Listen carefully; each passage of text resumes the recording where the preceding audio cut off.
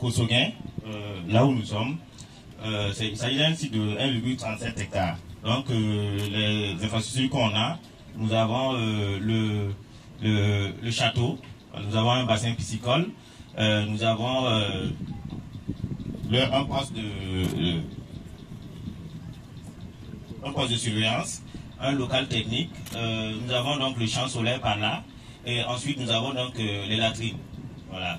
Donc vous avez le plan en 3D, vous voyez un peu les infrastructures. Donc ici nous avons un plan en 2D qui présente un peu les 6 bassins avec le forage et tout ce qu'il y a comme infrastructure. Donc les travaux sont réalisés sont censés être réalisés sur 3 mois. On a démarré en début mars, donc mars-février. Les travaux sont censés être achevés autour de fin mai. Donc c'est vraiment un plaisir aujourd'hui pour nous de passer ici pour vous passer un message d'encouragement. Un message d'encouragement de tous les ministères de l'économie et des finances à l'occasion de ces journées d'engagement patriotique et de participation citoyenne. Ici, nous avons constaté que malgré toutes les difficultés, les dames qui sont nos mamans que nous avons vues tout à l'heure sont engagées pour préserver leur dignité, engagées pour se prendre en charge, engagées pour se prendre en charge leurs enfants, engagées pour prendre en charge leur famille. Et quand on a des personnes engagées comme ça en face, on n'a pas d'autre choix que de voir comment les accompagner. Et nous pensons qu'au niveau du ministère de l'économie et des finances, nous pouvons, au-delà de ce qu'on a déjà fait, faire encore mieux pour accompagner donc nos mamans, pour qu'elles puissent continuer donc à se battre pour faire face aux dépenses de leur famille, aux dépenses de leurs enfants. Et nous sommes d'autant plus heureux que nous constatons qu'il y a un niveau d'engagement très élevé, il y a un niveau de motivation. C'est juste l'accompagnement peut-être qu'il faut apporter davantage. Et c'est pour cela justement qu'à travers le PIDTR, nous avons demandé à ce qu'il y ait un forage, en plus du forage qui est déjà là, pour permettre une bonne disponibilité de l'eau.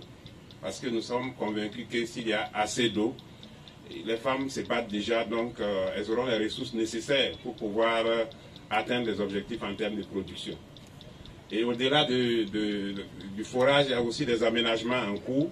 Tout cela, c'est vraiment pour accompagner, parce que tout ce dont les femmes ont besoin aujourd'hui, c'est vraiment l'accompagnement en termes de disponibilité en eau, d'équipement, peut-être des semences, pour pouvoir faire donc correctement le travail.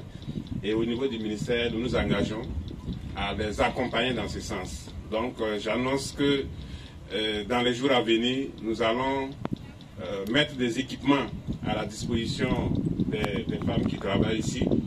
Nous allons également les accompagner en termes de vivres et également les accompagner en termes de semences améliorées pour leur permettre d'avoir une bonne productivité et de pouvoir se prendre en charge.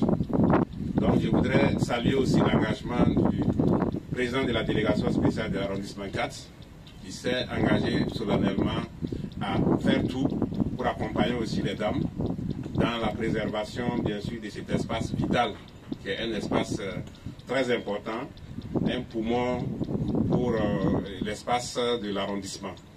Et